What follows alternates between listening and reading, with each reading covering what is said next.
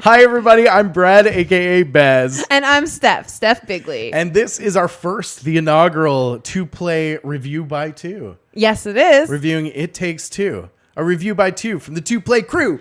For It Takes Two. I'm a rap person. No. Published by Electronic Arts and developed by the wonderful Hazelight Studios. Let's get into it. It Takes Two is a beautiful story about two parents who are trying to navigate not only the various nuances and bumps and bruises that go with parenthood, but also the bumps and bruises that go with any successful relationship. That's right. And in doing so, they're also trying to help their one and only child, daughter, Rose, understand that too and keep her along and all the weird kind of awkward moments that you have as a parent trying to do these things and communicate them to a young child in the midst of the relationship. So with that in mind, let's talk about the TooPlay rating system. We've come up with our own unique rating system, and what we base that off of is story, combat, environment and ambiance, visuals and art, and overall gameplay. And then each time we played the game, we gave it a rating of either a check mark, which meant we liked it that session, circle, which meant it was just okay or nothing changed, or an X, which means we didn't like it, it sucked. So let's start with story. Steph, we both gave this game a green check mark, thumbs up all around for story. Talk to us about what you enjoyed. Yeah, so I really liked the relatability of the story because being someone who is married, or even if you're just in a relationship in general, it makes you feel like you can relate to these characters, the things they're going through, the obstacles they encounter. You definitely will see bits of yourselves within these characters, which I always think is a good thing. Like I said, watching films, if you can relate to the character, it's going to be a better experience for you. Yeah, and it's honest too. Doing that in an honest way that doesn't feel put on or like writers writing about something they don't know. It felt really genuine. Everything in the relationship, all the ups and downs, the emotional roller coaster of it, I thought was really well done. And I think that drew us in because we do have an affinity. We're a married couple. There's certainly that level of empathy to it, but you don't need to have that to enjoy the story. There were times where we felt like May and Cody and we really identified with them. There are also really great moments where we identified with Rose as a child in that type of marriage because we both have that experience. Yeah, definitely. Yeah. I like a good story with characters going to different places. And for realistically, like this story takes place in a house, their own home. But because of the magic in it that goes on, it takes and transports you to all these different locations, which I really love because then there's different experiences for the characters in each of those locations. But before we get there, let's talk about combat, the hacking and the slashing and how fighty the game is. It's tough to fit combat into a game that really speaks to casual players, which is still engaging. I love a good boss fight. So for me, number one, what I loved about the combat in this game are the boss fights. They're deeply mechanical, but not overly complicated. I love a boss fight that feels like a dance, right? You have to do these things in a certain kind of combination, and that creates an opportunity to damage the boss or progress the fight. That comes from my old days in like World of Warcraft or other games where boss fights are pinnacle, like Dark Souls. These big, epic, scaled feeling boss fights with mechanics that we had to work together to beat something that looks like we should never be able to hurt it. You know? I like that the weapons change every level. So basically like every new location you go to, you get a new weapon. So it's always changing and you don't use the same weapon. So the two different characters both use separate weapons that like work together in tandem. You have to like consistently use what they're given and it changes and it's awesome. It's so cool and it's really unique. Like they come up with such great mechanics for the way that you use these weapons. It's so much fun. Clever. And that creates really cool timing of the abilities in a co-op sense where if I'm too late on something that Steph's trying to do, it could screw the whole thing. Not only that, but the split screen collaborations in the boss fight speak to that too. So because you have different abilities with different capabilities, you would have to do something in a totally different part of the arena, let's say, that allowed me the opportunity to do the damage to progress that fight and beat the boss. I really love that because we found ourselves working together, which we usually don't have a problem doing, but it forced us to do it. If you are like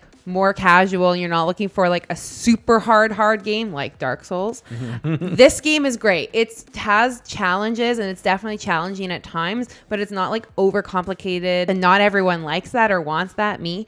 So I really like the fact that this one didn't do that. It was great. Let's talk about environment and ambiance. So the music is so great in this game.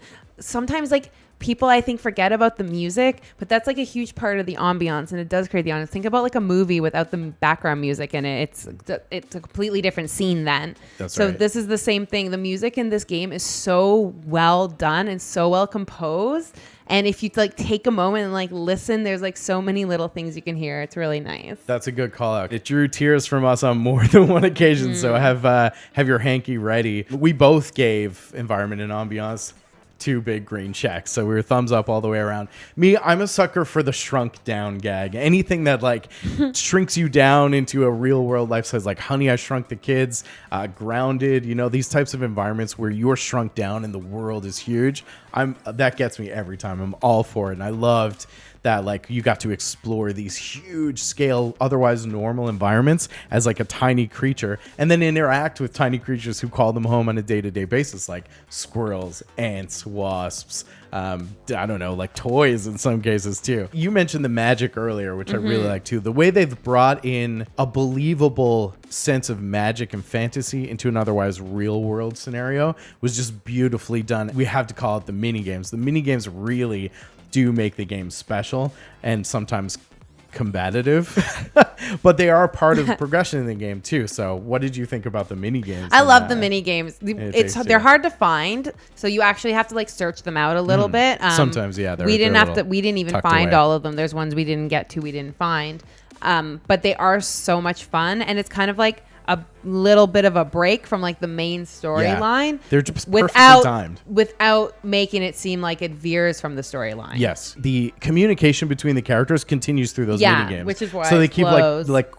quipping at each other and just like we do, trolling each other. There's one that really stands out to me. It's the snow warfare. Do you remember the snow warfare one? There's a snow biome in the game, and one of the mini games is the snowball fight that really is a tribute to Call of Duty Modern Warfare, like multiplayer arena maps, because I crushed you in it. Who won most of the mini games? Do you remember? My memory's fuzzy. I know I kicked your ass the hardest in the Guitar Hero one. Right. So the fact that you only recall the one that you actually crushed me in, I think that's telling on its own. So visuals and art.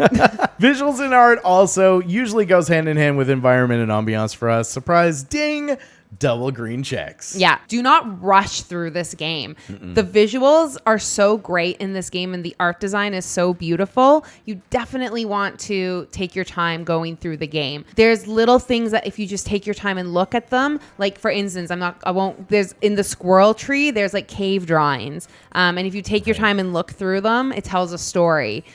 It's great. Also, nothing's ever repeated. The visuals are always different, which I really love. There's been other games with really beautiful environments, but the problem is it's like you go to another location and it's the same beautiful environment. No repetition in the gameplay or the mechanics is either. No repetition in the NPCs or the character models or any of the textures, the visuals, even the outside textures, like the environment beyond the playable world.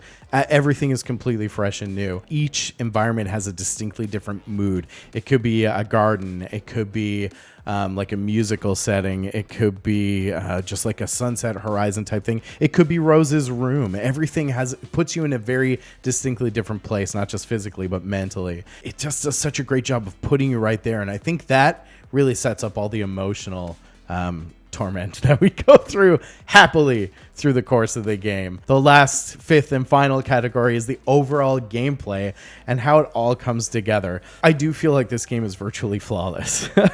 The only problem that we ran into was a little bit of a graphic glitch where there's a kaleidoscope involved. It creates a fractal effect.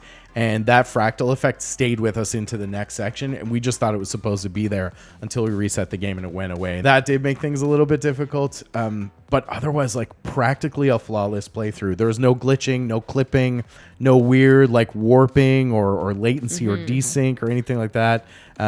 It was just a really good, clean playthrough. There's just so much to do in every single level. Like I mentioned, we didn't do everything. So there's endless things you can do and explore in this game. And I really do think it is like the perfect co-op game. There need to be more co-op games like this. They've done such a great job of making these co-op games that you have to work with the other person. And I think that's very different than a co-op game where you're both kind of just playing a character alongside each other instead of having to actually work together. And as a person who does not enjoy FPS Someday. the FPS mechanics in this game were really easy for someone who doesn't like FPS stuff. I got nervous at some points during the game when there were times where you would get weapons that were some sort of like gun-like weapon. There's a healthy amount of like first-person style. I was able to still enjoy and play the game with ease, which was great. It didn't stress me out, which is really important when you're introducing so many different types of weapon types within a game. So I really like that. I'm hoping it's still a gateway to get BigLeague into some first-person shooters, but we'll see where it goes. You did really well. You did really well with the first-person style mechanics. Yeah. And I think you're being modest, but, we'll see when we get into Warzone. Hazelight has really mastered the two-player co-op play style and feel. The mechanics are amazing. We loved it in A Way Out. We loved it in It Takes Two, and I'm really excited to hopefully try A Tale of Two Brothers, which is their third offering. Oh, I didn't know that. that. Wow, So there you go. keep an eye out for that because technically it is a series, which is a focus for us. And maybe we'll do another one of these for A Way Out as well. Who knows? What do you think? Should we buy it? Should we wait for a sale? Should we take a pass? Let's take a look at the recap. Flush across the board, check marks the whole way. I think for this one, every session, we got to a point where we just left the green check marks up on screen because we loved every single minute in the game. So for me, that's a buy it now. It's not even full price. Like easily worth it for the amount of heart, time, and love that Hazelight put into it. I agree. Buy it now. There's no reason to wait. The key is you do have to have another player. You can play it online with a random, and you know what? You'll probably still have a great experience, but it is even that much more special if you have somebody online you can play with regularly or somebody at home that you can crash on the couch with. Yeah, but either way, just buy it right now because it's a great game. Just buy it. Good. So that's it for our very first review. Reviews by Two on TooPlay. Thank you very much for watching. If you found it helpful or if you learned something, please do throw us a sub. Costs you nothing, means the world to us. Make sure your notifications are on so you will know when we do other hopefully great things. So many great things. So many great things.